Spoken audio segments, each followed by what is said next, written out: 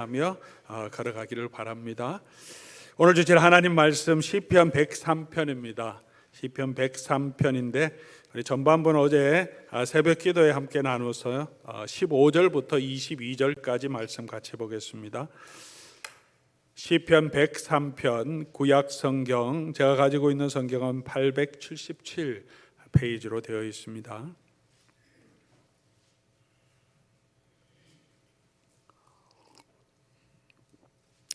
찾으신 줄 알고 제가 하나님 말씀 받들어 읽겠습니다.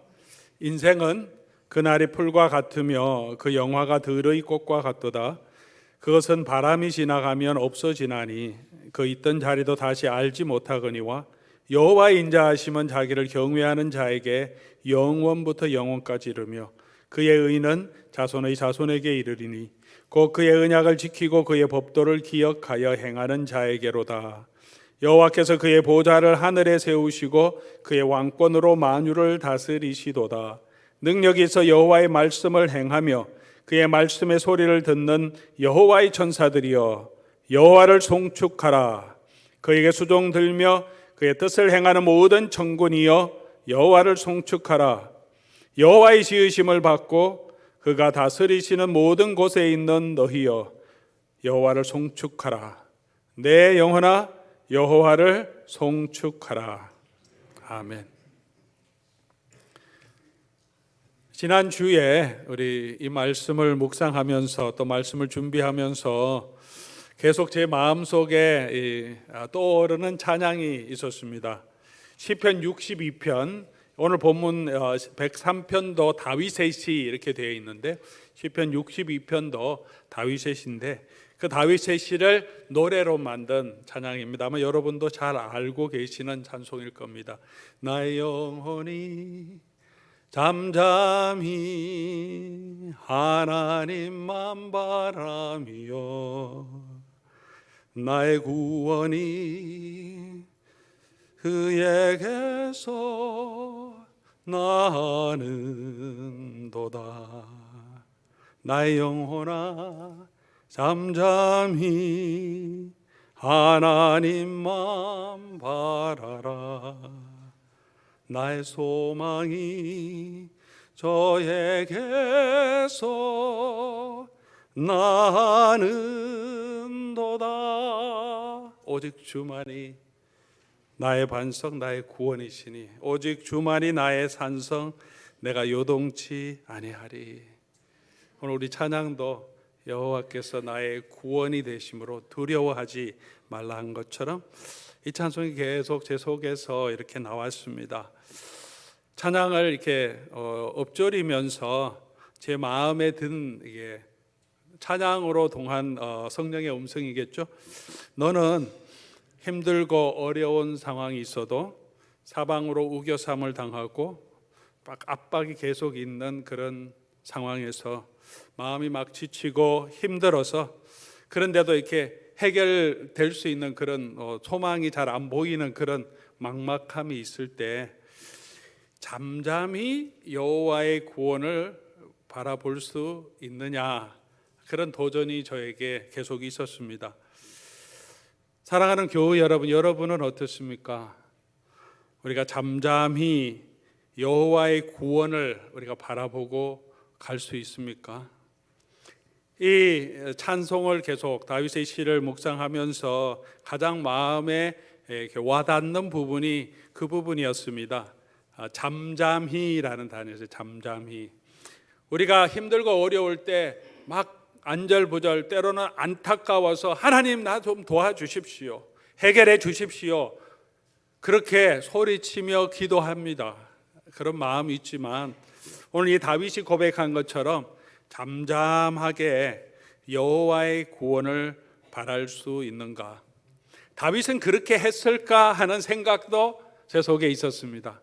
다윗은 어떤 마음에서 이 시를 지었고 또 이 시를 가지고 막 하프를 치면서 노래했겠죠. 다윗이 얼마나 뛰어난 음악가였으니까.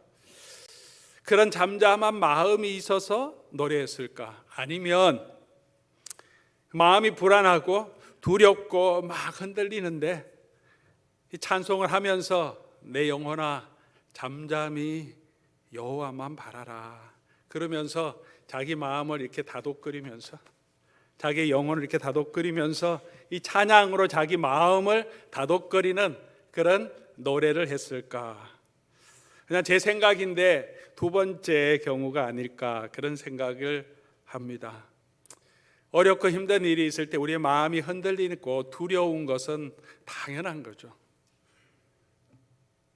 때로는 절망에 빠지는 것도 당연하고, 지치고 힘든 마음이 있으면 낙심되는 거 당연한 건데, 그렇기 때문에 그곳에 빠지지 않고 여호와, 나의 구원의 하나님, 나의 산성이 되시는 그 하나님을 바라보고 내 영혼아 좀 진정하라, 그렇게 말하는 것이 아니겠습니까?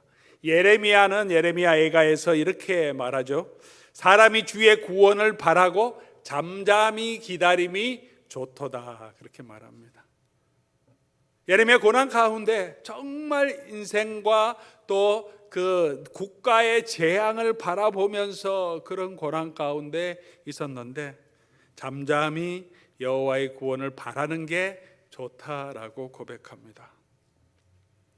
오늘 본문 시편 103편 1절에서도 우리가 다 1절부터 읽진 않았지만 1절이 이렇게 시작합니다. 내 영혼아 여호와를 송축하라. 내 속에 있는 것들아 그의 거룩한 이름을 송축하라. 내 영혼아 여호와를 송축하라. 그의 모든 은택을 잊지 말지어다. 또 자기 영혼에게 노래합니다. 여호와께 노래하는 게 아니라 자기 영혼에게 다윗이 노래합니다. 내 영혼아 여호와를 송축하라. 내 속에 있는 모든 것들아 여호와를 송축하라. 이 다윗의 이 노래를 신명기적으로 표현하면 이렇게 되겠죠. 마음과 뜻과 힘과 정성을 다해서 주 너희 하나님을 사랑하라. 내 영혼아 여호와를 송축하라.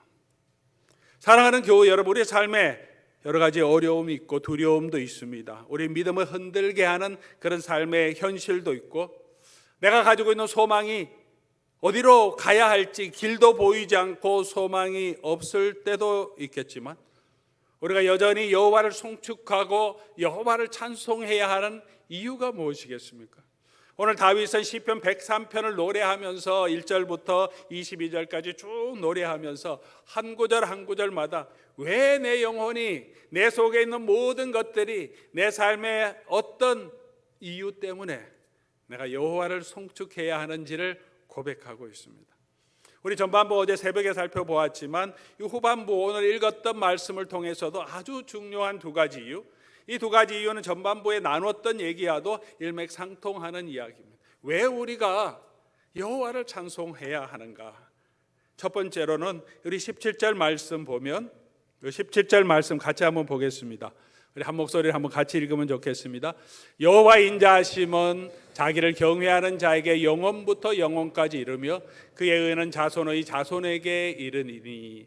여호와의 인자하심이 자기를 경외하는 자들에게 영원부터 영원까지 이르기 때문에, 왜 우리가 여호와를 송축해야 합니까? 여호와의 인자하심이 한마디로 영원하기 때문에 그렇다는 거죠. 인자하시다는 말을 찾아보니까 마음이 어질고 자애롭다, 그런 뜻이라고 나오더라고요. 인자하는 말이 참 좋습니다. 인자한 말, 성경에 많은 단어가 있지만 인자한 아버지, 인자한 선생님, 목사라면 인자한 목사님, 좋죠. 그런 분이 있으면. 또 형용사로 어떤 성품을 표현할 때 있죠. 인자한 미소, 인자한 미소, 또는 인자한 마음, 인자한 얼굴. 그런 사람이 있으면 우리가 언제나 가고 싶고 만나고 싶은 그런 사람이 아닐까 생각합니다. 그런 인자한 미소를 우리가 만날 때 우리 마음에 잠시라도 위로와 또 기쁨을 얻게 되지 않겠습니까? 때로는 우리가 이 땅을 살아가는 동안에 우리 인자함을 만나기보다는 거친 말을 많이 듣고 그런 행동에 힘들어할 때가 많습니다. 우리도 그런 말이 인자하지 못할 때가 있습니다. 좀 강하게 나올 때가 있습니다. 먼 사람에게도 그렇게 하지만 때때로 내가 사랑하는 사람에게, 가까운 사람에게도 인자한 말보다는 때로는 상처 주는 말을 할 때가 있습니다. 너무 가까워서, 너무 편해서 그냥 편하게 얘기함을 통해서 그것이 그 사람에게 무례함이 되고 상처가 될 때도 있습니다. 그냥 지나갈 수 있는 말이죠. 어떤 때는 너무 편하게 하니까 편하게 하는 얘기인데 지나가다가 어떤 때는 그게 또 마음에 상처로 남아서 이것도 받아줄 수 없나 하는 그런 마음의 여유가 없음을 통하여서 또 스스로 더 우리의 마음이 낙심될 때도 있습니다. 그럴 때 누군가 인자하게 나를 받아주면 참 마음에 큰 위로가 됩니다. 인자라고 하는 이 단어, 이 히브리어 단어는 헤세드라고 히브리 말로 표현합니다. 헤세드. 영어로는 loving kindness 그렇게 말합니다. faithfulness 또는 loving kindness. 사랑도 아니고 kindness도 아니고 두 가지가 합해진 것. 사랑하지만 또 친절한. 신학적으로는 이 헤세드라고 하는 이 히브리어 단어를 하나님의 언약적 신실하심 이렇게 표현하기도 합니다. 왜냐하면 하나님의 언약의 백성을 선택하셨잖아요. 아브라함을 통해서 그 자손에게 내가 복을 주겠다. 내가 너희 하나님이 되어주겠다. 너희는 내 백성이다. 그렇게 언약을 맺으셨어요. 그리고 약속을 주셨어요. 그런데 이스라엘 백성이 얼마나 많이 하나님을 떠납니까? 야곱도 그랬고 아브라함 자신도 좀 그런 변이 있었고요. 이스라엘 백성 광야 길을 가는 동안에 그 약속의 땅에 들어가서도 계속 불순종합니다. 그럼에도 불구하고 하나님이 신실하시잖아요. 버리지 아니하시고 다시 용서하시고 때로는 채찍질로 때리시고 훈계하시면 다시 세우시고 참고 인자하시고 노하기를 더디하시는 그 하나님의 언약을 지켜가시는 그 신실하심을 표현할 때 이 말을 쓰기도 합니다. 그러니까 아버지의 은혜, 하나님의 인애와 함께 아버지의 인애를 생각할 때마다 제 마음에 항상 생각나는 하나의 예화가 있습니다. 오래전에 제가 봤던 건데 예능 프로그램에서 가수 백지영 씨가 나와서 자기 이야기를 이렇게 하는 무슨 프로그램인지 모르겠는데 이렇게 그런 프로그램이 있잖아요. 자기 속 이야기하고 이분이 옛날에 아주 오래전 일이지만 정말 엄청난 스캔들로 정말 온 국가에 참 문제가 된 그런 수치스러운 일들이 알려진 적이 있죠. 자기 한참 잘 나갈 때인데 인기 추락은 물론이고 방송 다 끝나고 인생 자체가 완전히 어떻게 회복될지 모르는 완전히 나락으로 떨어진 그런 상황이었어요. 그래서 2주 동안 완전히 잠적해서 죽었나 살았나 막 그런 가운데 있다가 이제 다시 나와서 기자회견합니다. 저 기자회견 했던 것도 기억나는데 이제 그런 상황이었는데 자기가 2주 동안 호텔에 들어가서 호텔 문 밖으로도 못 나오고 그냥 다른 사람이 갖다 주는 음식만 먹고 자기 이름으로 예약도 안 했겠죠. 거기 있는지 아무도 모르고 구청이었다고 하는데 거기서 이렇게 밑으로 내려다보면서 죽고 싶다 그런 마음이 아니라 이 분이 그렇게 고백하더라고요. 여기라면 죽을 수도 있겠다 그런 생각이 들었다는 거예요. 그러고 이제 기자회견하고 이제 처음으로 이 사건이 있은 다음 처음으로 이제 집으로 들어갔다는 거죠. 집에 들어갔을 때 아버지가 공무원이셨다고 하더라고요. 공무원이었는데 공무원이었으니까 딸이 이런 큰 사회적인 스캔들이 되니까 미안해서 사표도 내고 그리고 아버지가 이제 집에 계셨다는 거예요. 근데 집에 들어갔는데 아버지를 딱 보자마자 아버지가 자기를 딱 보면서 아무 말 안 하고 이렇게 다가와서 안아줬다는 거죠. 그래서 한마디 했다고 힘들었지. 그 자기가 울먹하면서 그 얘기하는데 그게 너무 큰 위로가 됐다고. 우리가 딸을 사랑하고 또 저도 딸이 있지만 이런 일이 겪었을 때 그렇게 그 순간에 차분하게 사랑하기 때문에 우리 속에 얼마나 속상한 게 많습니까? 막 야단도 치고 싶고 어떻게 그렇게 했냐 막 따지고도 싶고 앞으로 어떻게 살 거냐고 하고도 싶을 텐데 그 절제한 거죠. 왜 그랬습니까? 딸을 위해서. 걔가 더 힘들었을 거니까. 그리고 한마디 그냥 힘들었지 그렇게 하면서 안아주는 게 그 힘으로 자기가 이길 수 있었다고. 인자한 것은 그런 것이 아닐까. 성경에서 하나님의 인자하심을 표현하는 가장 아름다운 예가 아주 가장 두드러진 예가 아마도 탕자의 비유에 나오는 아버지의 모습이 아닐까. 예수님이 하나님의 마음이 어떤가를 설명하기 위해서 하신 비유잖아요. 이 탕자의 비유에 나오는 아버지는 유대 사회에 있는 일반적인 아버지의 모습을 넘어서는 아버지. 아니 도대체 아버지가 이럴 수 있냐 할 정도로 막 답답함이 느껴지는 그런 아버지. 자식 교육 똑바로 시키지 그런 생각이 들 정도의 아버지죠. 티피컬한 아버지가 아닙니다. 아들이 아버지 유산을 달라고 하는데 그냥 줍니다. 아버지 죽었으면 좋겠고 아버지 상관없이 나는 아버지의 재산만 있으면 좋겠습니다. 살아계신 아버지께 유산을 달라고 하는 그런 것이죠.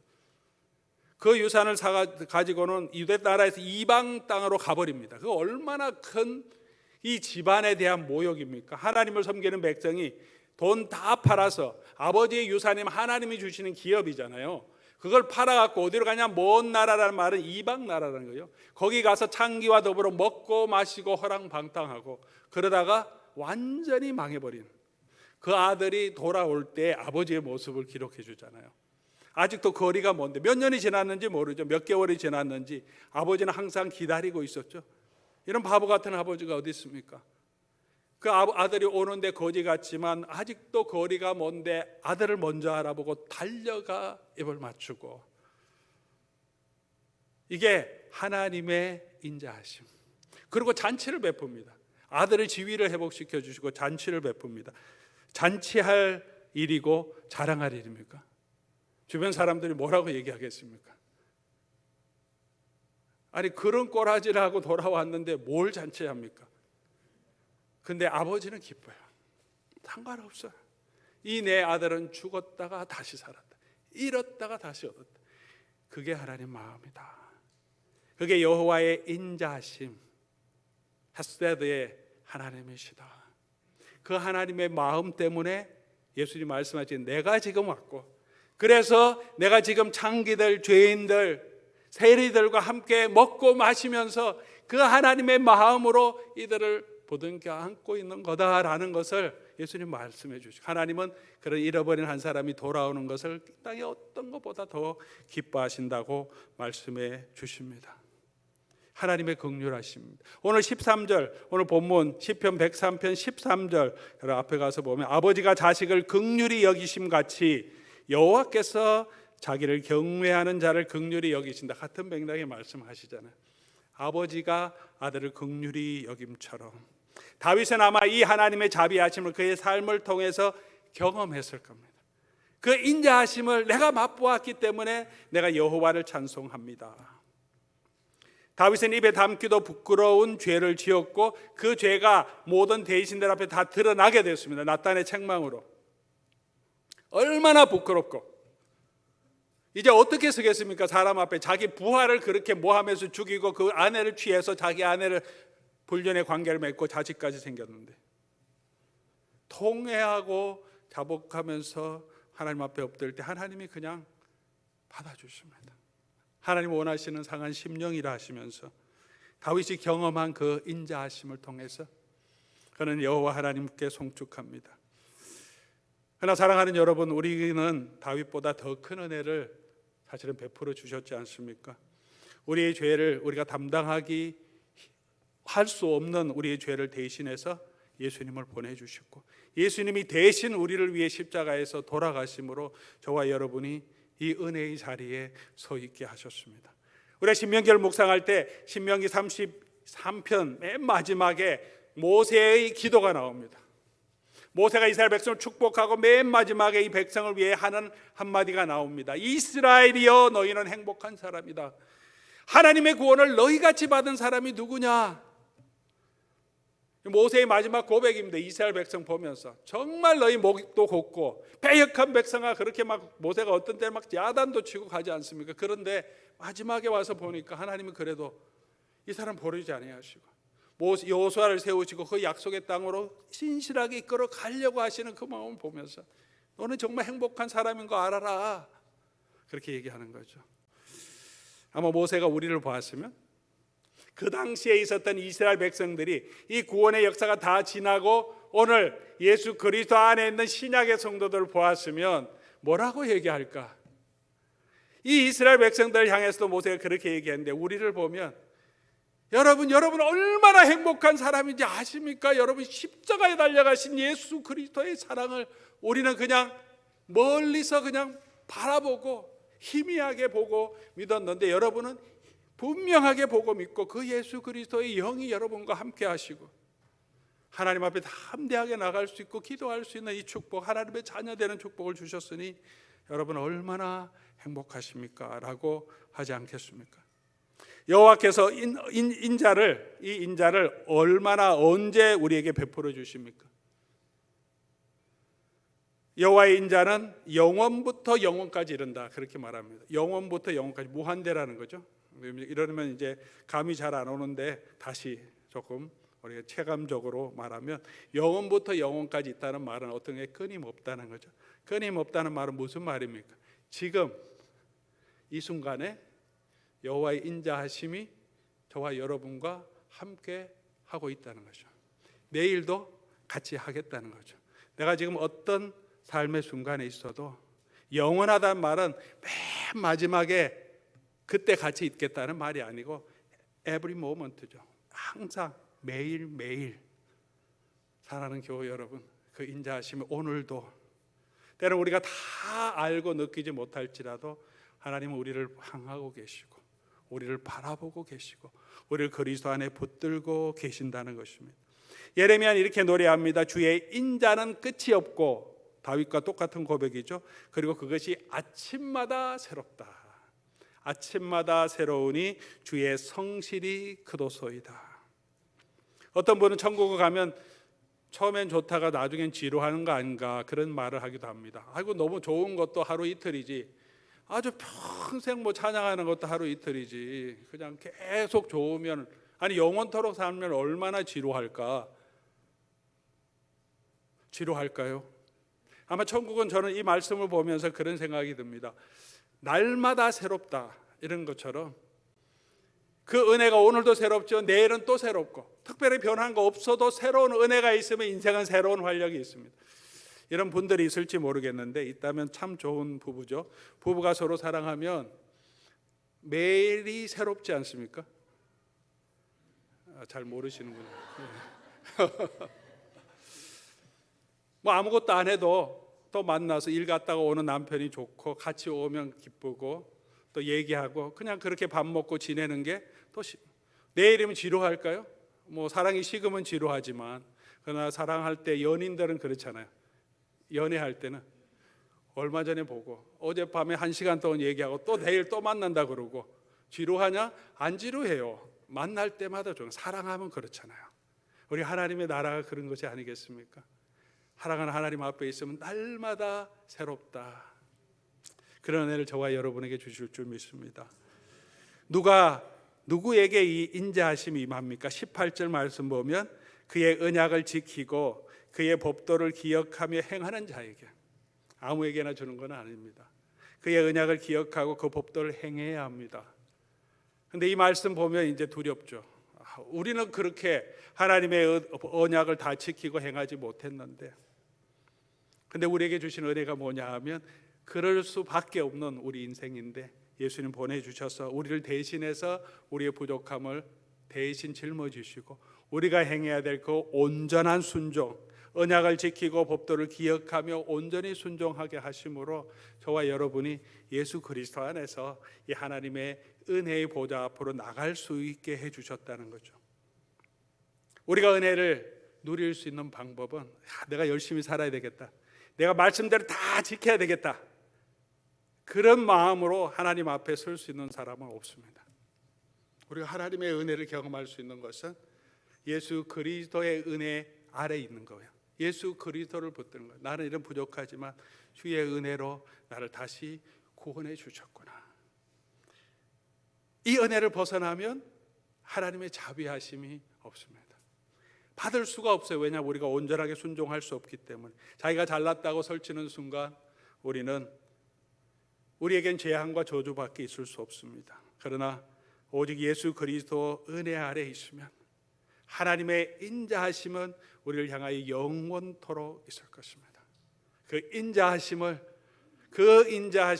우리가 바라보고 예수 그리스도의 은혜 아래 있는 저와 여러분 될 수 있기를 바랍니다. 두 번째로 우리가 해야 할 것은, 왜 우리가 여호와를 송축해야 하냐면 여호와께서 왕권으로 만유를 다스리고 계시기 때문에, 하나님께서 주권자이기 때문에 그렇습니다. 주권자인 하나님이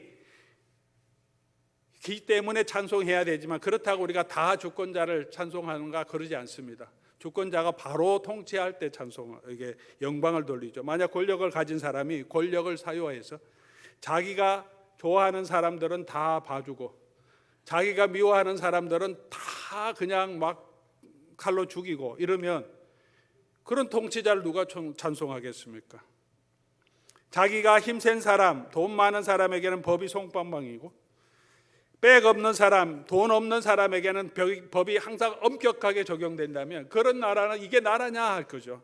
그런 주권자를 누가 좋아하겠습니까? 근데 우리가 하나님을 찬송할 수 있는 것은 하나님은 공의로 모든 것을 다스린다는 것입니다.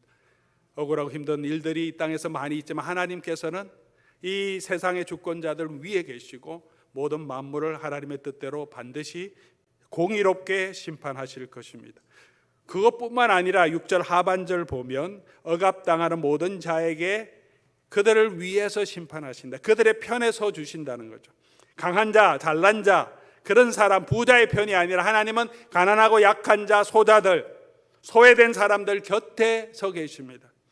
우리가 연약하고 힘들고 어렵다면 하나님은 더 사랑의 눈으로 저와 여러분을 바라보고 계신다는 것입니다. 또한 하나님이 우리의 주권자가 되고 통치자가 된다는 것은 하나님이 그 백성을 보호하신다는 의미가 있습니다.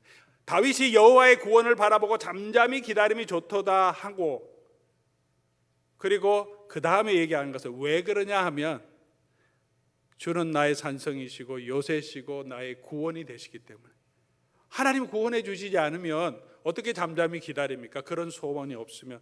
근데 다윗이 경험한 하나님은 반드시 그를 구원해 주시더라는 거죠. 저와 여러분의 하나님도 마찬가지일 겁니다. 우리의 하나님은 저와 여러분을 어떤 구덩이에서도 건져내시고 우리의 발을 높은 곳에 세워주실 겁니다. 제가 미국 국적을 가지고 있지 않습니다. 다는 그러지 않겠죠. 미국 국적이든 한국 국적이든 패스포트가 있으면 외국에 나가면 그 패스포트 가지고 있는 사람은 그 국가가 그 사람을 보호합니다. 뭐 납치가 되든 어떤 사고가 났든 외국에서는 보호해 줄 사람이 없잖아요. 그러면 이제 국가 아니면 거기 뭐 엠버시나 이런 이제 외교 대사관에 연락하면 도움을 주죠. 특별히 미국 국적을 가지고 있는 사람이면 인종에 상관없습니다. 성별에 상관없어요. 저 한국 사람이라 뭐 그 상관없죠. 미국 국적이 있으면 패스포트를 보고 미국 대사관에 언제나 도움을 구하고 패스포트 보여주고 들어갈 수 있습니다. 힘들 때 나 미국 국적자입니다. 연락하면 언제나 도와주고요. 특별히 납치된 거나 뭐 이런 일이 있을 때는 미 국가의 공권력이 개입해서 그 한 사람을 지켜줍니다. 국무부가 나서서 지켜주고 때로는 어떤 경우에는 미국의 최정예 부대를 보내서 구출해서 나오게 합니다. 우리 시민이니까 우리가 하나님의 백성이 됐다는 것은 하나님께서 이제 그렇게 저와 여러분을 어느 곳에 있든지 어떤 위험에 있든지 지켜주신다는 것입니다. 그러기에 우리가 여호와께 송축하고 여호와께 찬송해야 합니다. 누가 송축해야 합니까? 오늘 본문 말씀 20절 21절 보면 천사들아 천군들아 여호와를 송축하라 그렇게 했습니다. 천사들 천군이 하늘에서 뭐 하고 있습니까? 계속 여호와를 송축합니다. 그러나 그들뿐만이 아니라 또 누가 우리를 여호와를 송축해야 합니까? 그에게 여호와의 지으심을 받고 그가 다스리시는 모든 곳에 있는 너희여.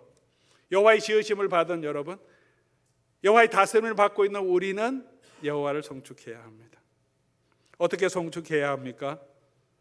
오늘 20절 말씀 보면 이 천사들에게 하는 말씀이지만 이렇게 말합니다. 능력이 있어 여호와의 말씀을 행하고 그의 말씀의 소리를 듣는 여호와의 천사들이여 여호와를 송축하라. 천사들이 그렇게 여호와의 말씀을 듣고 행하기 때문에 여호와를 송축하기도 하지만 조금 더 연역해서 우리가 생각해 보면 여호와를 송축하는 사람은 이런 퀄리티, 이런 삶의 자세가 있어야 된다는 거죠. 다시 말하면 이런 삶의 자세가 있는 사람은 그 삶 자체가 여호와를 송축하는 것이다 라고도 우리가 충분히 해석할 수 있죠. 우리가 어떻게 여호와를 송축합니까? 가장 중요한 게 뭐예요? 여호와의 말씀을 듣고 기쁨으로 받고 그리고 그 말씀대로 행하는 것. 하나님이 이거보다도 더 기뻐하시는 건 없다고 말합니다. 하나님이 우리에게 원하시는 것은 제사가 아니고 수양의 기름이 아니라 너의 순종이다라고 말씀하지 않습니까?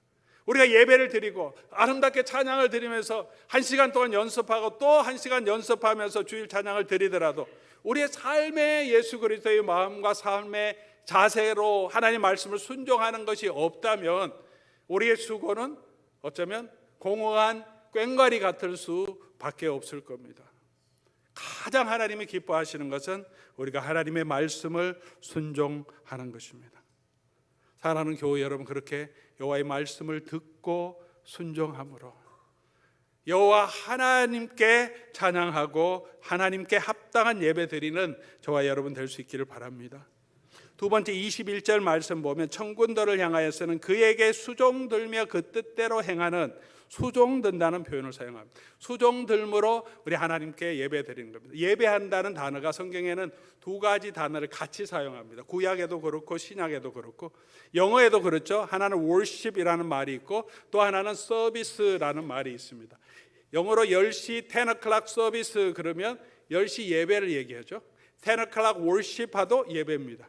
우리는 한국말은 그냥 하나밖에 없어요. 다 예배밖에 없어요. 예배. 근데 성경적인 표현으로는 두 가지가 다 예배라는 거죠. worship 할 때는 하나님 앞에 worthy한 걸 하나님께 드린다는 거죠. 엎드려 경배한다, 그런 의미를 사용합니다. worship의 다른 단어로, 헬라어로. 그리고 또 한 가지 단어는 오늘 본문에 나오는 것은 수종든다는 거죠. 서비스예요. 우리 하나님을 위해서 하는 일, 몸을 통해서 일하는 게 하나님 앞에 드리는 예배라는 거죠. 너희 몸을 하나님이 기뻐하는 거룩한 산 제물로 드리라, 그게 영적인 예배다 하는 그 의미 가운데 있습니다. 제사장들이 성전 안에서 제물을 드리기 위해서 일을 해야 합니다. 정결하게 해야 되고, 양을 갖다 놓으면 이렇게 해서 머리에 손 얹고 기도하라 그러고 양 잡고 피를 빼고 각을 뜨고 올리라고 해야 되고, 그 피를 가지고 뿌리고 성전 안에 들어가야 되고, 성전에 있는 제단에 있는 그 빵도 갖다 놔야 되고 향도 드려야 되고, 일을 하는 거예요. 수종든다는 것은, 예배한다는 것은 수종드는 것입니다. 말씀을 듣고 순종하는 것뿐만이 아니라 하나님의 일을 위해서 내가 몸을 움직여 섬기는 것입니다. 예수님을 도왔던 여인들이 있었어요. 갈릴리부터 예루살렘까지 왔다. 이들이 자기들의 가지고 있는 물질을 가지고 예수님을 섬겼더라 하는 단어, 예배예요. 섬김. 예수님이 40일 동안 광야에서 시험을 당하시고 줄이고 완전히 피곤하실 때 이제 마귀는 떠나고 천사들이 와서, 마태복음 4장에 보면 천사들이 와서 수종들더라. 섬김. 예배는 수종드는 것입니다.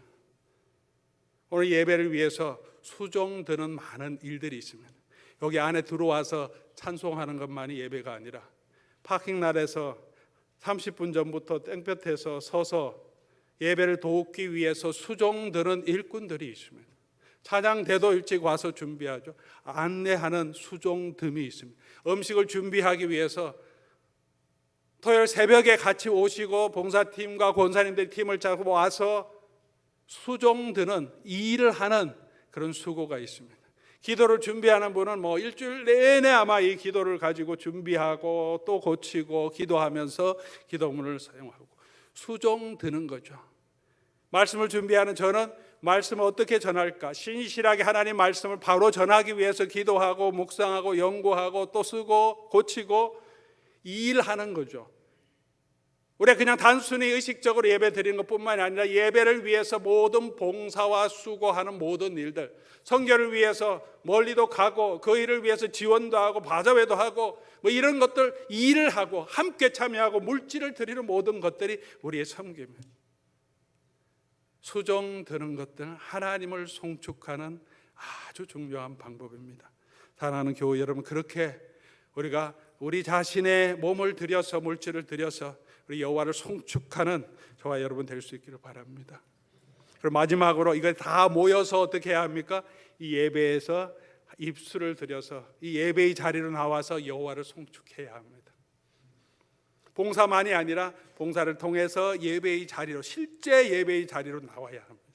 이곳으로 와서 우리 하나님 앞에 예배를 드려야 합니다. 주일 예배가 없이 일상의 삶의 예배가 있을 수 없습니다. 이 예배의 시간을 빼앗기지 말아야 합니다. 여행 중이라도 우리 그곳에서 주일날은 가장 먼저 해야 할 것은 예배입니다. 다른 스케줄을 다 정리하고 먼저 예배를 드리고, 일상의 삶에 있어서 가장 중요한 것은 예배 세팅이고, 다른 일이 있으면 이 시간에는 못합니다. 나는 그 시간 예배 드리는 시간입니다. 오후에 하든지 화요일 하든지 토요일 하든지 다른 시간에 해야 되겠습니다. 예배의 시간으로 하나님 앞에 드려야 합니다. 예배를 드릴 때도 그냥 드리는 것이 아니라 먼저 와서 예배를 준비하여 드리는 것이요. 예배가 지금 10시 반인데 10시 반에 도착하려면 댁에서 떠나실 때 20분 걸리면 8시 10분에 떠나면 되겠다고 하면 항상 늦죠. 항상 늦는 분은 그렇게 시간 맞춰 오려고 하면 늦습니다. 10분 전에 도착해야 되겠다 해서, 그러면 20분까지 도착하겠다고 하면 내가 8시에는 떠나야 됐다. 그래서 8시에 떠나면 거의 예배 전에 도착할 수 있습니다. 10분 전에 도착해야죠. 파킹하고 들어와서 예배를 위해서 준비하고 기도하여 드리는 예배와 허둥지둥 시간 맞춰 들어오는 예배에 우리의 마음의 자세가 다르죠. 예배를 위해서 내 마음이 준비되도록, 참석하는 성도들도 정말 이 예배 가운데 은혜 받을 수 있도록, 때로는 어렵고 힘든 가운데 허둥지둥 들어오는 그분들을 욕할 게 아니라 바빠서 그렇게 들어오는 분들도 이 예배 통해서 나보다 늦게 오는 분들이지만 하나님이 주시는 은혜로 위로함을 얻고 힘을 얻고 회복할 수 있도록 기도해 주는 분이 있어요. 성령께서 우리 가운데 함께하지 않겠습니까? 그렇게 준비하고 하나님 앞에 기도드립니다. 예배 시간 전에 우리가 서로 인사하겠지만, 근데 인사가 지나서 사담으로 계속 이어지는 게 아니라 말씀으로, 기도로 설교자를 위해서 기도하고 시작하고, 교제는 우리 말씀 끝난 후에, 예배 후에 신교실에서 하면 되죠. 예배 시작 때까지 계속 어떻게 지냈냐 이렇게 말하는 것이 아니라 마음을 준비해야 돼요. 예배에 들어가는, 하나님 앞에 들어가기 때문에 예배 중에도 우리가 어떻게 해야 합니까? 우리 마음을 다해서 찬송을 드려요. 기도 가운데, 오늘 집사님 기도했지만 기도 가운데 우리가 따라가면서, 말씀을 선포될 때 말씀을 따라가면서 우리가 그 말씀을 듣고 응답해야 되죠. 우리는 이 예배에 예배자로 와 있습니다. 예배라는 것은 우리의 드림이라고 말씀드렸습니다. 우리가 많이, 목사도 그렇고 성도님도 그렇고 우리가 많이 우리 자세를 조금 다시 돌아봐야 될 필요가 있는 것은, 내게 은혜가 되면 좋은 예배라고 생각하는 것, 우리 버려야 됩니다. 내가 기분이 좋고 감동이 되면 그게 은혜스러운 예배, 그게 있어야 하지만 그게 다는 아니죠. 우리는 왜 여기 와 있습니까? 청중입니까? 관객입니까? 퍼포먼스를 본다면, 그냥 제가 말하는 이 강의를 듣는 다음에 여러분 감동되면 좋은 강의죠. 그런데 우리는 예배 드리러 온 사람입니다. 관객도 아니고 청중도 아니고, 우리가 이런 준비를 통해서 우리의 구원하신 하나님, 우리의 인자를 베풀어 주신 하나님, 우리를 다스리시는 하나님, 우리의 왕 되신 하나님께 우리 자신을 삶으로 주중에 섬기고 준비하여 섬기고 이 자리에 와서 그 하나님을 찬송하여 드리는 거죠. 예배의 선곡은 뭡니까? 그 받으시는 하나님께서 우리의 정성과 우리의 삶을 기쁘게 받으셨을 때, 내가 온전히 드렸을 때, 그게 예배의 성공이지 않습니까? 그거는 상관없이 내가 감동이 되고 성도들이 좋아하면 그게 좋은 설교는 아니지 않습니까? 하나님이 주신 말씀대로 그대로 신실하게 선포하고 제대로 전달할 수 있도록 노력하고 애써서 정말 하나님의 뜻이, 하나님의 사랑이, 하나님의 복음이 여러분에게 제대로 전달될 수 있도록 그 일을 위해서 최선을 다했다면, 결과에 상관없이 하나님께서 수고했다, 착하고 충성된 종아 저에게 하실 것이죠. 사람들 눈치 보고 사람들이 좋아하는 말을 하고 사람들의 인기를 얻는다고 우리 교회가 좋은 예배다고 할 수는 없죠. 그러나 하나님의 은혜 가운데 우리가 드린다면, 제가 하나님의 말씀을 가지고 신실하게 선포한다면 그곳에는 분명코 성령께서 함께 하시는 은혜가 있을 거죠. 그런 마음의 자세를 가진 분들에게는 다른 사람은 다 은혜 받지 못하더라도 그분의 마음에는 하나님이 함께 하시고 그 드리는 예배를 하나님이 기뻐 받으시지 않겠습니까? 우리의 예배는 드림이죠. 하나님 앞에 드리는 것. 우리가 하나님 앞에 송축하고 예배할 이유는 너무나 많습니다. 오늘 우리가 그렇게 여호와를 찬송하는 저와 여러분 될 수 있기를 주의 이름으로 간절히 소원합니다. 우리가 듣고 우리가 기뻐하는 것을 넘어서서 우리를 구원해 주시고 여전히 인자 베풀어 주시고 우리를 구원하신 그 하나님을 소망하며 이 예배 가운데서 이 세상의 두려움, 이 세상의 환난, 고통, 어려움들을 이겨내고 함께 하시는 그 주님을 바라보고 나의 산성, 나의 반석 되시는 주님을 다시 바라보면서 우리가 우리 속에 외쳐야 합니다. 내 영혼아 여호와를 송축하라. 세상 두려워하지 말고 그가 나의 구원이시고 요새시고 나의 반석 되심을 말씀을 통해서 찬송을 통해서 기도를 통해서 다시 깨닫고 그 하나님의 은혜 가운데 서는 것이 우리 삶에 주신 하나님의 목적이 아닐까 생각합니다. 사랑하는 교우 여러분, 그렇게 예배를 평가, 예배에 참여하는 자가 아니라 우리 삶으로 우리 예배를 통하여서 우리 하나님을 송축하는, 우리 몸을 다해서 마음을 다해서 하나님을 송축하는 교회로, 그런 예배자로서는 저와 여러분 될 수 있기를 주의 이름으로 간절히 소원합니다.